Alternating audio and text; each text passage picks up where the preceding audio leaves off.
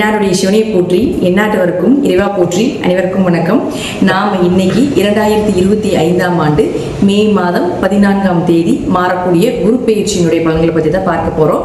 அதற்கு முன்னாடி நம்மளுடைய சேனலை சப்ஸ்கிரைப் பண்ணிக்கோங்க. மே மாதம் 14ஆம் தேதி குரு பகவான் ரிஷப ராசியிலிருந்து மிதுன ராசிக்கு பயிற்சி ஆகிறார். 5 ராசிகளுக்கு மிகப்பெரிய யோகத்தை வாரி வழங்க போறார். அதில் பார்த்துட்டீங்கன்னா உங்களுக்கு துலாம், தனுசு, கும்பம், ரிஷபம் மற்றும் சிம்மம் இந்த 5 ராசிகளுக்கு மிகப்பெரிய அதிர்ஷ்டங்களையும் மீதி இருக்கக்கூடிய ராசிகளுக்கு ஒரு மத்தியமமான ஒரு அமைப்பையும் நிச்சயமாக ஏற்படுத்தி கொடுப்பாரு அப்படிங்கிறது உண்மை.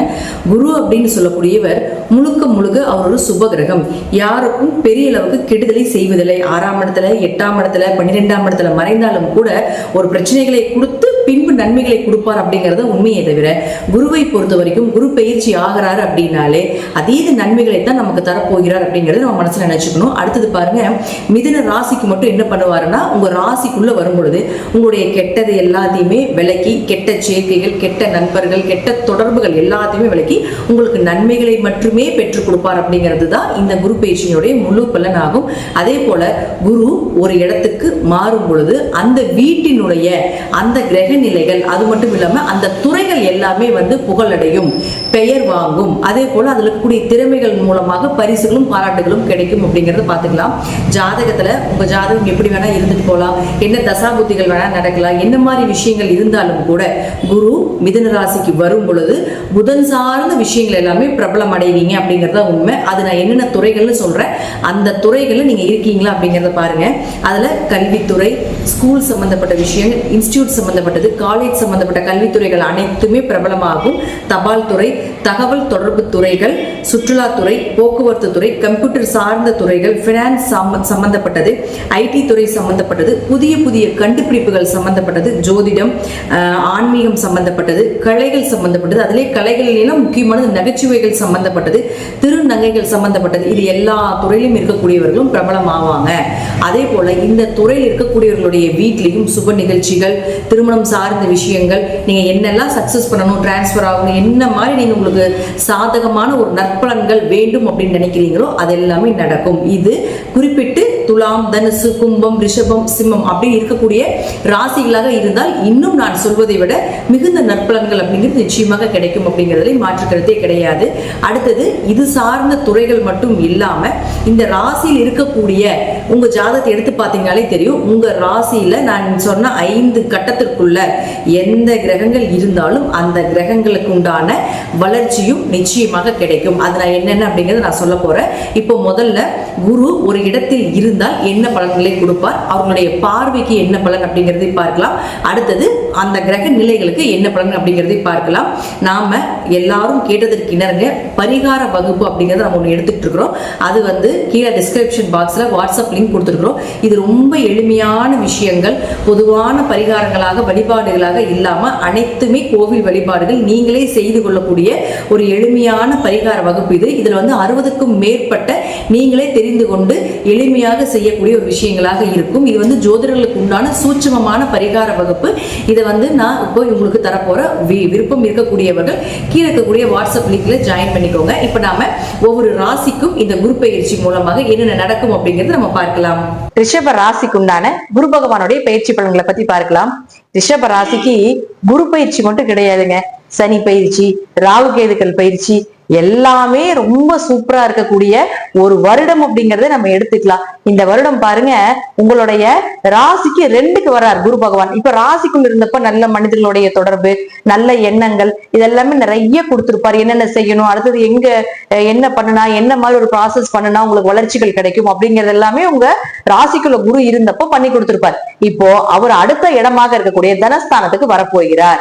அப்போ எப்போ குரு தனஸ்தானத்துக்கு வருதோ அப்ப இருந்து உங்களுக்கு பணமழை பொழிய போகுது. பண வரவு, பொருளாதார வளர்ச்சி, பேச்சுக்கு, உங்களுடைய பேச்சுக்கு ஒரு மரியாதை கிடைப்பது, இப்படிங்கிற எல்லா விஷயங்களும் சொன்னாலும் கூட இதை விட இன்னொரு பிளஸ் என்னன்னு பாத்துட்டீங்கன்னா, மிகப்பெரிய பிளஸ் என்னன்னு பாத்துட்டீங்கன்னா, இது ரிஷபராசி, ரிஷப லக்னம் இருவருக்குமே பொருந்தக்கூடிய ஒரு பலன் என்னன்னா, 8 மற்றும் 11ஆம் அதிபதி ஆகிறார் குரு பகவான். அப்போ எட்டுக்குடையவர் இரண்டாம் வீட்டுக்கு வந்தால் விபரீத ராஜயோகம் வேலை செய்யும். அப்ப எட்டுன்னா யார்? உங்களுக்கு திடீர் பணவரவு, திடீர் அதிர்ஷ்டங்கள், சிறிய உழைப்பில் மூலமாக பெரிய பணவரவை ஏற்படுத்தி கொடுக்கக்கூடியது, பினாமி பணம் வர்றது, பிளாக் மணி சம்பந்தப்பட்டது எல்லாமே, உயில் சொத்து சம்பந்தப்பட்டது எல்லாமே 8ஆம் இடம் தான். மறைமுக பணம் அப்படிங்கிறது, மறைமுக சொத்து, மறைமுகமான புதையல் யோகங்கள் எல்லாமே 8ஆம் இடம் தான்.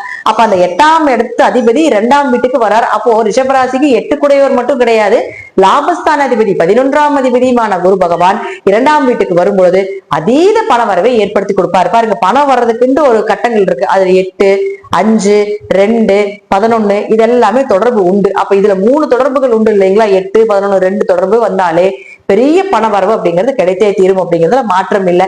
அப்ப சனியும் பாருங்க 11ஆம் வீட்டுக்கு வந்துருவார். அப்போ 2.5 வருஷம் சனி பகவான் 11ல இருக்கும்போது 2.5 வருஷம் உங்களுக்கு மழை, உங்க காட்டுல மழை தான். 2.5 வருஷம் பணம் மழை, ஏதாவது ஒரு வழியில காசு பணம் சொத்து சேர்க்கை சேர்ந்து கொண்டே இருக்கும். யூஸ் பண்ணிக்கோங்க. இப்ப வரக்கூடிய இந்த விஷயம் அடுத்த 30 வருஷம் கழிச்சு தான் வரும் அப்படிங்கறதை நம்ம எடுத்துக்கலாம். அப்போ கூட இந்த மாதிரி குருவும் அதே போல ராகு கேதுகள் சேரும் அப்படிங்கறத நம்ம சொல்ல முடியாது. இந்த வருடம் வர்றதை பயன்படுத்தி கொள்ளுங்கள் ரிஷப ராசி அன்பர்களே, ரிஷப லக்னக்கார அன்பர்களே. இது உங்களுடைய பரம்பரைக்கே சொத்து சேர்க்கக்கூடிய ஒரு அமைப்பை பெரும் பணமாக வந்து சேரும் அப்படிங்கறதா உண்மை. அதற்குண்டான ப்ராசஸ் எல்லாமே நடந்துகிட்டு இருக்குது அப்படிங்கறதா உண்மை. அதே போல பாருங்க, அடுத்தது இந்த குரு அப்படின்னு சொல்லக்கூடியவர் பொதுவாக இத்தனை விஷயங்களை உங்களுக்கு கொடுத்தாலும் கூட இப்ப உங்க ஜாதகத்தை எடுத்துக்கோங்க. உங்க ஜாதகத்துல இந்த ஸ்கிரீன்ல தெரியற மாதிரி ஸ்டார் போட்டிருக்கக்கூடிய கட்டங்கள்ல என்னென்ன கிரகங்கள் இருக்குதுன்னு பாருங்க. அப்படி அந்த கிரகங்கள் இருந்து விட்டால் நிச்சயமாக நான் சொல்வது நடந்தே தீரும். அப்ப முதல்ல வரக்கூடியது யாருன்னா சுக்கிரன். இந்த சுக்கிரன் யாரு? 1 மற்றும் 6ஆம் அதிபதி. இந்த ஸ்டார் போட்டிருக்கக்கூடிய கட்டங்கள் எங்க இருந்தால் பெயர், புகழ், மதிப்பு, மரியாதை, ஒரு இடத்துல இருந்து இன்னொரு இடம் மாறுதல், டிரான்ஸ்பர் ஆகிறது, ப்ரமோஷன் கிடைப்பது, உயர் பதிவுகள் சார்ந்த விஷயங்கள் உங்களுக்கு சாதகமாக வர்றதுக்கு உண்டான வாய்ப்புகள் இதெல்லாமே ஏற்படுத்தி கொடுப்பார். அடுத்து பாருங்க, கடன் விலகுவது, நோய் விலகுவது. அதே போல பாருங்க, 6ஆம் இடம் அப்படிங்கிறது வம்பு வழக்குகளை சொல்றதுனால அதெல்லாமே விலகுவதற்கு உண்டான வாய்ப்புகள், நல்ல வேலை வாய்ப்புகள், கவர்மெண்ட் எக்ஸாம் எழுதுறது, அதுல நல்ல மார்க் ஸ்கோர் பண்றது, அரசு வேலைகள் இதெல்லாமே ஏற்படுத்தி கொடுத்து விடுவார். அடுத்தது புதன். இந்த புதன் யாரு? 2 மற்றும் 5ஆம் அதிபதி. இங்க இருந்து விட்டால் நிச்சயமாக உங்களுக்கு பண வரவு, பொருளாதார வளர்ச்சி, குல தெய்வத்தினுடைய அனுகிரகம் கிடைப்பது, குடும்ப ஒற்றுமையாக இருக்கிறதுக்கு உண்டான வாய்ப்புகள் இதெல்லாமே ஏற்படுத்தி கொடுத்து விடுவார். தெய்வ கடாட்சமாக இருப்பதற்கு உண்டான வாய்ப்புகள், லட்சுமி கடாட்சம், பண வரவு இதெல்லாமே நிச்சயமாக உண்டு. அதே போல 5ஆம் இடம் அப்படிங்கிறது பாத்தீங்கன்னா அதிர்ஷ்டம் சொல்றோம். அப்ப அதிர்ஷ்டம் பெறுவதற்கு உண்டான வாய்ப்புகள் இதெல்லாமே நிச்சயமாக உண்டு அப்படிங்கிறதுல மாற்றமே கிடையாது. பொதுவா ரிஷபத்துக்கு நல்லா இருக்கு. அதே போல 2, 5 குடையவராக இருக்கக்கூடிய புதனை குரு பார்க்கிறாரான்னு பாத்துக்கோங்க. அப்ப இந்த தொடர்பு எல்லாமே பெரிய பணத்தை கொடுக்கும் அப்படிங்கிறது தான் அமைப்பு. 5ஆம் இடம் அப்படிங்கிறது குடும்ப ஒற்றுமையும் சொல்றதுனால குடும்பம் ஒற்றுமையாக இருக்கிறது, குழந்தைகளுடைய தேவைகளை பூர்த்தி செய்யறதுக்கு உண்டான வாய்ப்பு இதெல்லாமே ஏற்படுத்தி கொடுத்து விடுவார். அடுத்தது பாருங்க, உங்களுக்கு சூரியன். இந்த சூரியன் அப்படின்னு சொல்லக்கூடியவர் பாருங்க, இந்த ஸ்டார் போட்டிருக்கக்கூடிய கட்டங்கள் எங்க இருந்து விட்டாலும் சரி கண்டிப்பாக உங்களுக்கு வீடு, மனை, சொத்துக்கள், வண்டி, வாகன யோகங்கள் இதெல்லாமே ஏற்படுத்தி கொடுத்து விடுவார். புதிய வீடு வாங்குறது, புதுசா சொத்துக்கள் வாங்குறது, தாயினுடைய சொத்துக்கள் கிடைப்பது, தாயின் மூலமாக ஏதாவது ஒரு வழியில் உங்களுக்கு உதவிகள் கிடைப்பது, இதுக்கு எல்லாமே உங்களுக்கு இந்த குரு மூலமாக பாக்கியங்கள் கிடைத்தே தீரும். பொதுவா குரு சூரியனை பார்த்தால் சிவராஜ யோகம்னு சொல்லுவோம். இது ஜாதகத்துல இருந்தாலும் உங்களுக்கு கோவில் கட்டுறது, சிவன் கோயில் கட்டுறதுக்கு உண்டான வாய்ப்புகள், கோவில் கட்டுமான பணிக்கு உதவுவது, அல்லது கடைசிக்கு சிவன் கோயில் போய் அன்னதானம் பண்றதுக்கு உண்டான ஒரு கைங்கரியம் செய்யறதுக்கு உண்டான வாய்ப்பு கூட நிச்சயமாக ஏற்படுத்தி கொடுப்பார். அடுத்தது செவ்வாய். இந்த செவ்வாய் அப்படிங்கிறவர் உங்களுக்கு 7 மற்றும் 12ஆம் அதிபதியானவர். இந்த ஸ்டார் போட்டிருக்கக்கூடிய கட்டத்தில் இருந்து விட்டால் பொதுவான குரு செவ்வாயை பார்த்தால் குரு மங்கள யோகம்னு சொல்லுவோம். இது எப்படி வேலை செய்யும் அப்படின்னு பாத்தீங்கன்னா, வண்டி வாகனங்கள் வாங்குறது, அதே போல இடம் வாங்குறது, சொத்துக்கள் வாங்குறது தான் செவ்வாய் தான் அசட் வாங்குறது எல்லாமே. அப்போ அவரே உங்களுக்கு 7, 12ஆம் அதிபதி ஆகிறதால திருமணம் கைகூடி வரும். எதிர்பார்த்த வரன் எதிர்பார்த்த இடத்துல எதிர்பார்த்த நேரத்துல நடப்பதற்கு உண்டான வாய்ப்புகள். ரொம்ப வருஷமா இந்த ரிஷபத்துக்கெல்லாம் இந்த அஷ்டமச்சனி கண்டச்சனில எல்லாம் ரொம்ப பிரச்சனைகள் வந்திருக்கும். அப்போ திருமணம் எல்லாம் தள்ளி போய் ரொம்ப வருஷமா கல்யாணமே இல்லாம இருக்கீங்க அப்படின்னு இருந்தாலும் கூட திருமணம் நடப்பதற்கு உண்டான வாய்ப்புகள், வியாபாரம் செழிப்பாக இருக்கிறது, பார்ட்னருக்குள்ள இருந்து வந்த கருத்து வேறுபாடுகள் விலகி தொழில் நல்லா இருக்கிறதுக்கு உண்டான அமைப்பு இதெல்லாமே ஏற்படுத்தி கொடுப்பார். அப்ப அவரே 12ஆம் அதிபதியும் ஆகிறதுனால தீர்த்த யாத்திரை செல்வது, கணவன் மனைவி அந்யூன்யமாக இருப்பது, குடும்பத்தோடு சென்று வரக்கூடிய ஒரு அமைப்பு, அதே போல பயணங்கள் மூலமாக பணவரவு, நன்மைகள், நிம்மதி, மனசு திருப்தி இதெல்லாமே நிச்சயமாக ஏற்படுத்தி கொடுப்பார். 12ஆம் இடங்கிறது இம்போர்ட் எக்ஸ்போர்ட் பிசினஸ் சொல்றதுனாலும் வெளிநாடு வெளியூர் பயணங்களை சொல்றதுனாலே வெளிநாடு வேலைக்கு போறது, இம்போர்ட் எக்ஸ்போர்ட் பிசினஸ் பண்றது, இது போல சில விஷயங்களையும் நிச்சயமாக ஏற்படுத்தி கொடுத்து விடுவார்.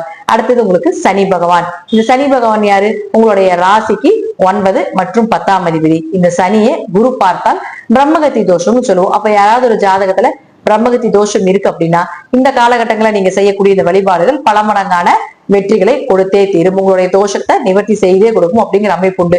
அப்ப குரு சனியை பார்த்தால் இந்த காலம் உங்களுக்கு பூர்வீக சொத்துக்கள், அப்பா மூலமாக உதவிகள் கிடைப்பது, அதே போல உயர்கல்வி படிப்பதற்குண்டான வாய்ப்புகள், வெளிநாட்டுல போய் படிப்பதற்குண்டான வாய்ப்புகள், இதெல்லாமே ஏற்படுத்தி கொடுப்பார். 10ஆம் இடம் அப்படிங்கிறது தொழில மட்டும் சொல்லாம 10ஆம் இடங்கிறது பதவியும் சொல்லும். 10ஆம் இடங்கிறது உங்களுடைய கர்மாவையும் சொல்லும். ஒருத்தருடைய கர்மா என்னங்கிறது அவருடைய 10ஆம் இடத்தை பார்த்தா நம்ம தெரிஞ்சுக்கலாம். அப்போ இதன் மூலமாக குரு சனியை தொடர்பு ஏற்படுத்தி கொண்டால் நிச்சயமாக உங்களுடைய கர்மாவை கழிப்பதற்குண்டான ஒரு வாய்ப்பை ஏற்படுத்தி கொடுப்பார்.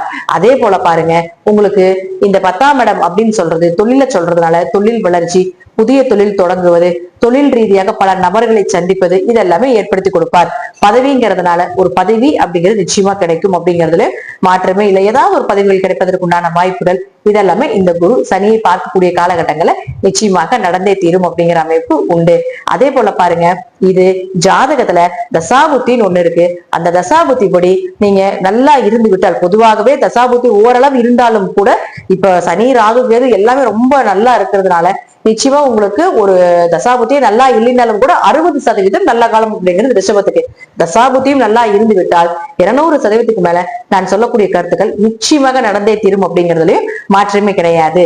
நன்றி. மீண்டும் ஒரு நல்ல பதிவுல சந்திக்கலாம். திருச்சிற்றம்பலம், தில்லையம்பலம், ஸ்ரீ நரசிம்மர் திருவிழி சரணம்.